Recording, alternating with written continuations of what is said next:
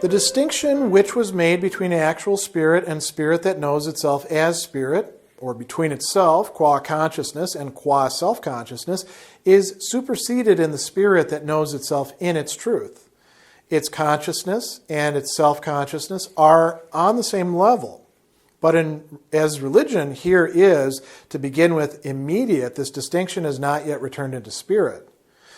What is posited is only the notion of religion. In this, the essence is self-consciousness, which is conscious of being all truth and contains all reality within that truth. This self-consciousness has as consciousness itself for object. Spirit, which to begin with has an immediate knowledge of itself, is thus to itself spirit in the form of immediacy, and the determinateness of the form in which it appears to itself is that of mere being. This being, it is true, is filled neither with sensation, nor manifold material, nor with any other kind of one-sided moments, purposes, and determinations. It is filled with spirit, and is known by itself to be all truth and reality.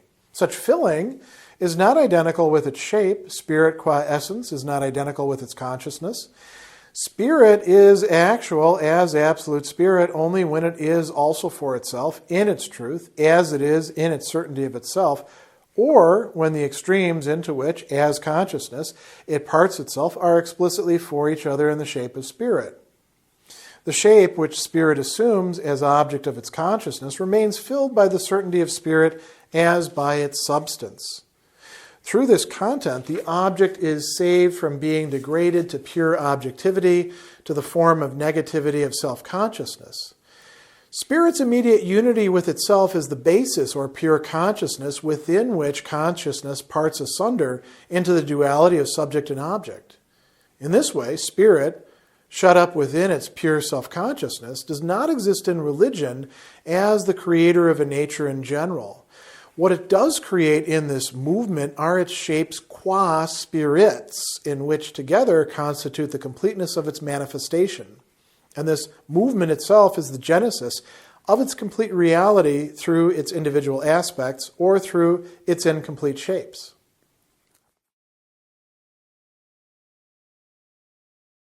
Paragraph 682 begins by talking about something that has not yet been achieved in this religion section, but is going to be something that we're aiming at eventually.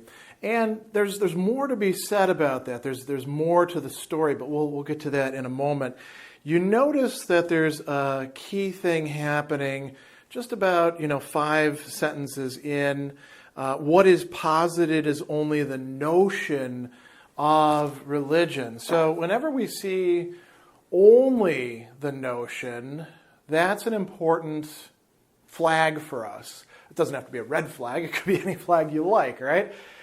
Nur die Begriff, right, means that we have something that is not yet developed. It's basically, you could substitute there, we only have the idea of religion. We don't have the actuality, the fully developed actuality of it, because we actually do have a lot of actuality in the sense of Wirklichkeit, how things are in religion, in its practice, in the way people believe in religious communities, in its historical form.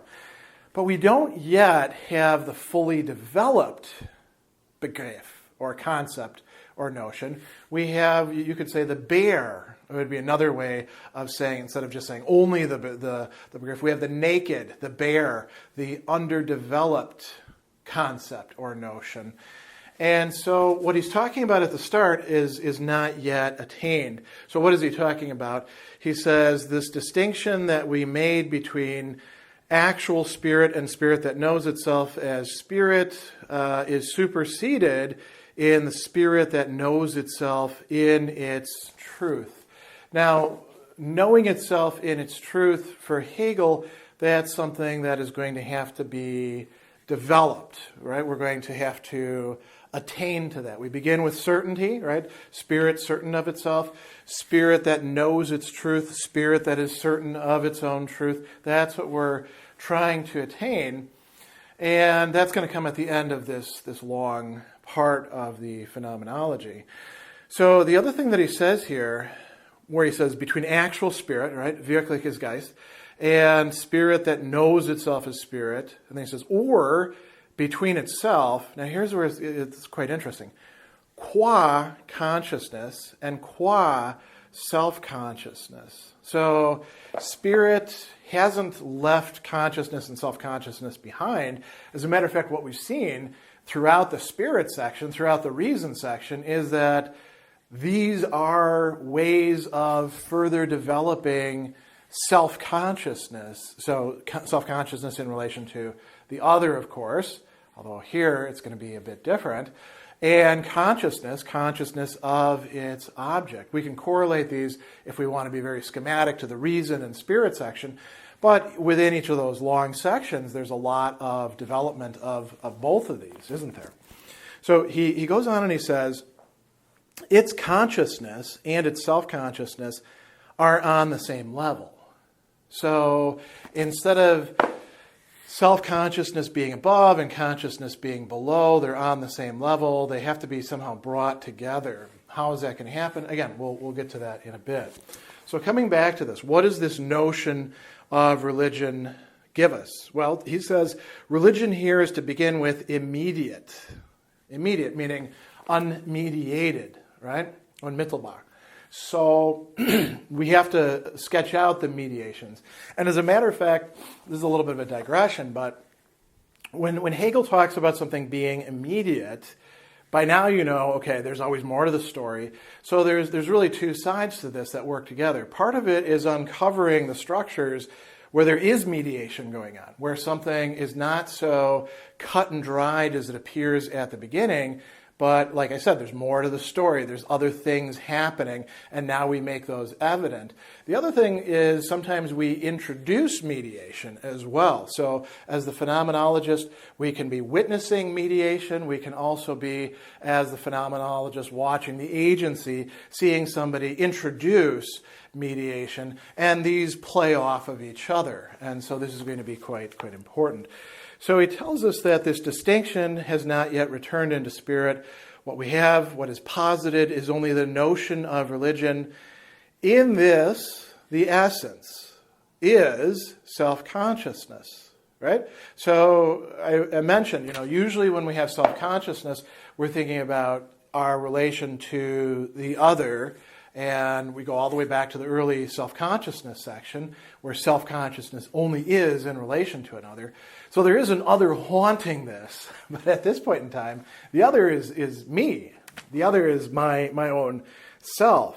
He says, this is conscious of being all truth and contains all reality within that truth. And that, if you think about religious believers, that may strike you as a little bit incongruous, depending on what kind of religious believers you're running into. If you're running into people who think that because they have had some sort of religious teaching or conversion, they know everything, well, that could be, a false consciousness of all certainty, all truth, all everything, all reality, because they're full of crap, right? And all you actually usually have to do is quote things from their own religion that they haven't taken stock of, and, it readily becomes apparent. The people who are like, well, the Bible says, and then you're like, well, the Bible also says stuff about people who, lie about how much they know and behave like a bunch of jackasses and how, they're going to go down to hell and stuff like that. So I don't know, if you're using that as the index, the proxy for how much you embody reality and truth and all these great things, maybe you need to read a little bit more or study a bit more, right? So there's that. But the ordinary religious person, I would say, doesn't actually behave that way. Instead, there's something else, and that's not me. It could be a big O other, as it was in the unhappy consciousness, and that's what embodies all truth, right? So he says this self-consciousness has as consciousness itself for object. And there's another thing too, right?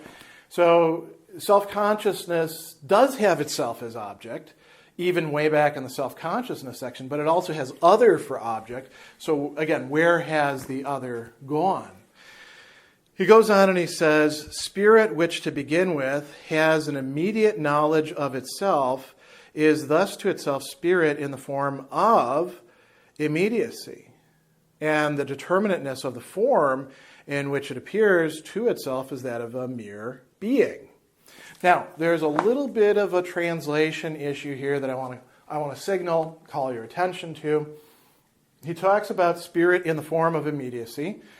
The German there is form, right? So same German and English word being used there.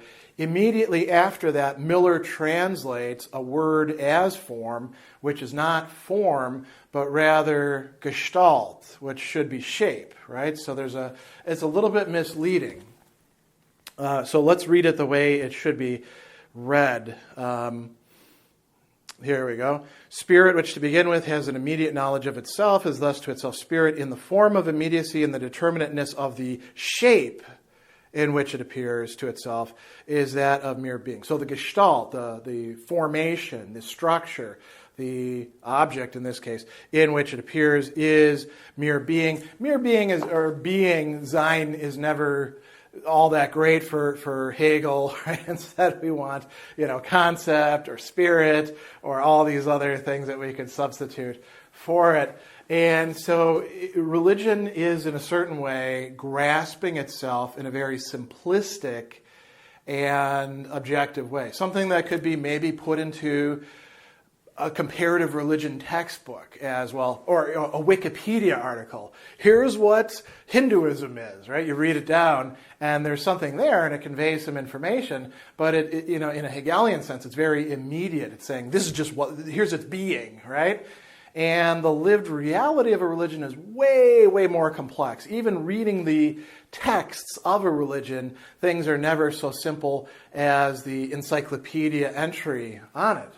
So, what have we got going on then? Here we have this nice long discussion, and I think it can be helpful for us to put these things in relation to each other. He tells us this being, the being of religion, the way in which spirit is grasping itself, it is true, is filled neither with sensation nor a manifold material, right? Nor with any other kind of one-sided moments, purposes, and determination. So he's using this word Erfüllung, and he's going to use this as a verb first, and then he's going to talk about it in a substantive way as Erfüllung, right? Erfüllen, Erfüllung. And he says that it's not filled, it's not given it all of its determinacy, you could say, although it is given a lot of determinacy, through sensations, Empfindung, the things that we sense, so like looking at an idol, for example, in a temple. Manifold material, manifold Stoff, right? Mannigfaltiger Stoff, right? Sorry, in the German. Stoff, just, things, matter, that's been put in front of us. These could be like rituals, these could be texts, these could be the garments the priest is wearing, these could be the flowers brought before the deity, it could be anything you want, right? One-sided moments, purposes, and determinations. So this word one-sided is very important. Hegel doesn't like things to be one-sided. As a matter of fact, a lot of German philosophers don't. Einseitige is usually a pejorative term. It means you've left stuff out, and you're focusing too much just on this aspect of something. And so moments, that can be all sorts of things, right? That's a rather abstract term. Purposes, goals, ideas that one has in mind in, say, worshiping or repenting, or doing any of the things that we might call religious acts, and then determinations, the way things are actually done, the way things are produced. So these exist. These are part of religion. These are not what is actually filling the shape of religion. Instead, he talks about this filling, this Erfüllung, which is not identical with the Gestalt, not identical with the shape. He tells us that it's filled, here we go, with spirit and known by itself to be all truth and reality. This is a little bit different than just postulating to be all truth and reality, all Wahrheit and Wirklichkeit, right? There's something more happening here. This is, again, it's not yet realized, but this is what the promise is. And then we have the shape, and he tells us that the shape, the gestalt itself, it's not identical with the filling. It says spirit qua essence is not identical with its consciousness.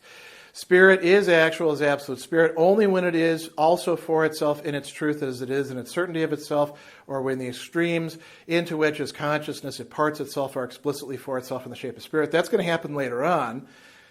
But then he says the shape which spirit assumes as object of its consciousness remains filled by the certainty of spirit as by its substance. So the gestalt, the actual form that we can talk about in the phenomenology, is filled by the certainty and substance of spirit. And then he says, through this content, the object is saved from being degraded to pure objectivity, to the form of negativity of self-consciousness. And here you can imagine a religious person, who's engaged in religious life, which is probably part of a community's life, right? What Hegel has called ethical life as well, going through the motions, doing the actions, finding some meaning in that, and saying, what's going on here? There's more happening here than what I can adequately describe, more than what I'm feeling, more than what I'm thinking. I am engaged with the divine. How can I actually conceptualize this? It's not just in the rituals or the material artifacts or the community itself. There's a sort of vague hint that there's something really worth grasping here. It's not pure objectivity, and this is the form of negativity of self-consciousness, going all the way back to stuff in the preface. So he says, spirit's immediate unity with itself is the basis or pure consciousness within which consciousness parts asunder. It splits itself up. In this way, spirit, shut up within its pure self-consciousness, does not exist in religion as the creator of a nature in general. Now, here's where we get to something interesting. We've been talking about this very general thing, right? And now he says what we actually have is a creation of a whole bunch of gestalten, a whole bunch of shapes, and he calls these shapes qua spirits, which together constitute the completeness of its manifestation. So when we get to the end, we've gotten through this completeness of all of these shapes, and the process of Aufhebung, sublation, however you want to talk about it, has been carried out, so that there is something happening at the end of religion that took into account the stuff that was happening earlier in religion. And he says, this movement itself is the genesis of its, or Werden, right, of its complete reality through the individual aspects, through its incomplete shape. So even though with given religions, given shapes of religion, we don't have the totality of developed an actual spirit, we do if we consider it as a whole. And that's what this whole section is supposed to be doing.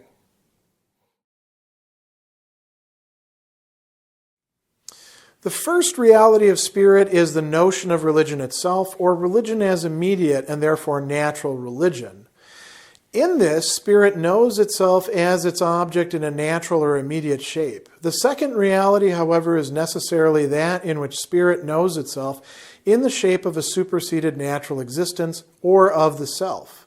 This is, therefore, the religion of art, for the shape raises itself to the form of the self through the creative activity of consciousness, whereby this beholds in its object its act or the self. Finally, the third reality overcomes the one-sidedness of the first two.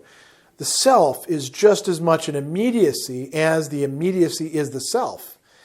If in the first reality, spirit in general is in the form of consciousness, and in the second, in that of self-consciousness, in the third, it is the form of the unity of both. It has the shape of being in and for itself. And when it is thus conceived as it is in and for itself, this is the revealed religion. But although in this spirit has indeed attained its true shape, yet the shape itself and the picture thought are still the unvanquished aspect from which spirit must pass over into the notion in order wholly to resolve therein the form of objectivity, in the notion which equally embraces within itself its own opposite. It is then that spirit has grasped the notion of itself just as we now have first grasped it, and its shape or the element of its existence, being the notion, is spirit itself.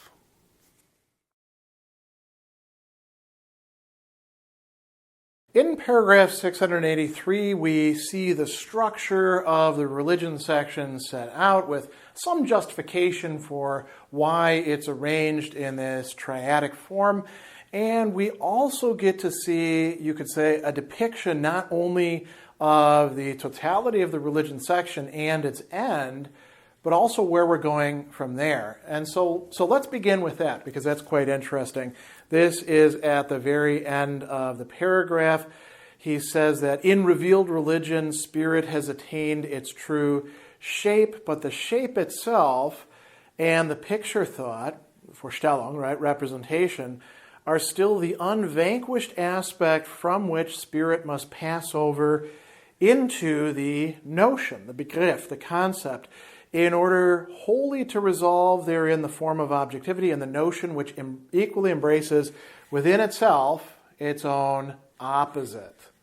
It is then that spirit has grasped the notion of itself, just as we now have first grasped it, and in its shape or the element of its existence, being the notion of spirit itself. He is talking there about absolute knowing and about the culmination of the entire phenomenology of spirit, and religion is the road that we now have to traverse to get to revealed religion, which is going to be the launching pad for that. We're going to be there. We're going to have absolute knowing, but in a deficient, defective form, that of a particular shape, that of representation rather than the concept. And notice how far we've come just from the last paragraph, where we began with the mere notion, the mere Begriff of religion, this empty thing, and now we're at the notion itself of spirit, which is grasping itself as containing its opposite, and all of that. So that's still yet to be attained, but we now see the path ahead. And the path ahead, Hegel is sketching for us a sort of map, you could say. So there's three parts to it, right? He calls these realities of spirit. These are ways in which spirit is actual, real, present in the world, and present in the form of religion. So we have three kinds of religion: natural religion, religion of art, kunstliche Religion, right? And then revealed religion, religion that is not just revealed, but also revealing. And I do want to say one thing. We're going to talk a little bit more about this in the next paragraph, where he's telling us some incredibly important things about the development, history of religions, and his phenomenology of religions. But I do want to point out that it's not as if there's like these lockstep stages where you've got this kind of religion and it's only focused on natural objects of the environment that have been brought into a temple, and they don't have any aspect of, artistic consciousness or revelation going on. That's nonsense. And any interpretation of what Hegel's doing that would try to construe it that way is off base. What he's saying is that there are certain things that predominate, certain motifs that are absolutely central, and the other things, while they play a role, they're not playing the essential role, right? They are not the most important part of it. They're not wesentlich, you could say. So, natural religion, there's something going on there. And how does he understand that? Well, he says we begin with, again, the notion of religion, the bare idea of it. And he tells us this is religion as immediate and therefore natural religion. We'll talk about why it's natural religion in the next paragraph.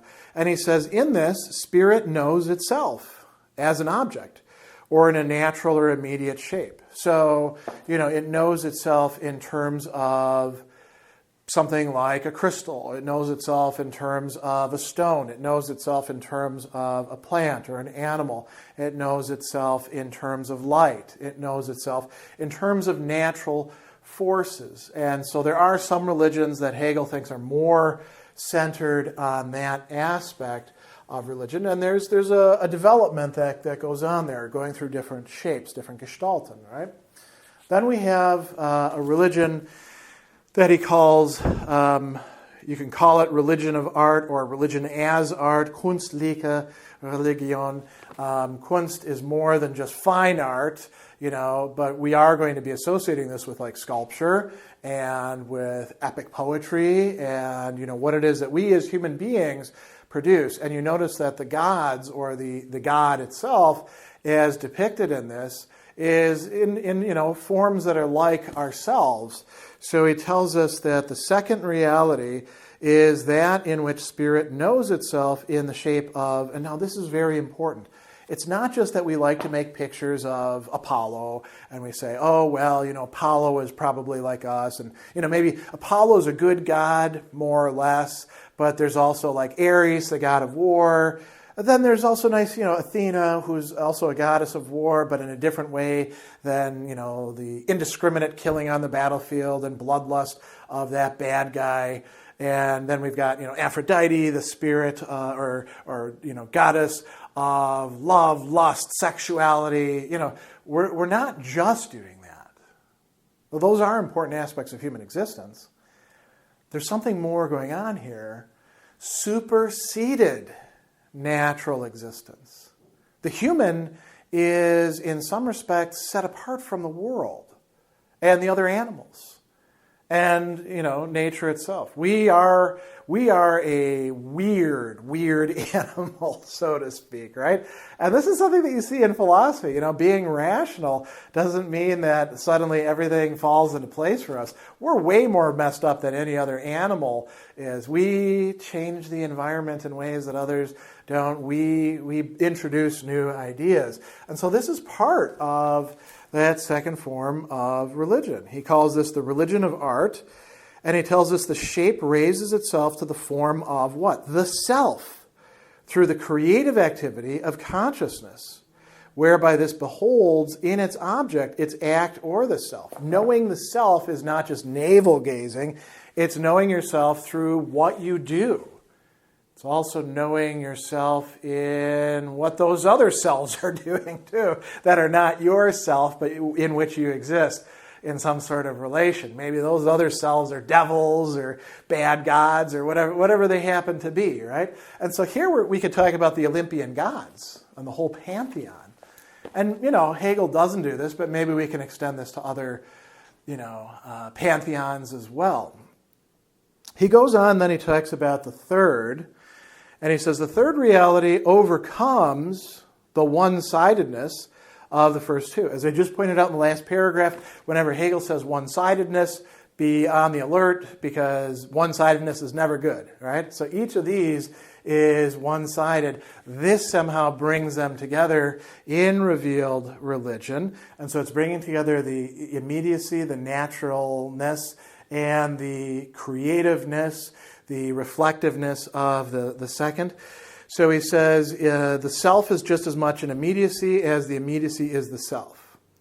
So that's an interesting thing to say, right? Instead of saying, here's a great example of why you shouldn't read Hegel as thesis, antithesis, synthesis, and then we prepare for yet another one. That silly, nonsense, not Hegel, three-step that people always bring forward. You can see three here, so, okay, I can understand why that could come up, but notice what's happening in the overcoming one-sidedness. Is it simply, people often say, oh, it's determinate negation. You begin with one thing, then you negate it, then you negate that other thing, and you get the third thing that's somehow bringing them together. No, this is sort of like a chiasm, this X figure in rhetoric, where the self is immediacy, right? The self brings in this factor here. The immediacy brings in this factor here. This is more complicated than what people like to portray as going on.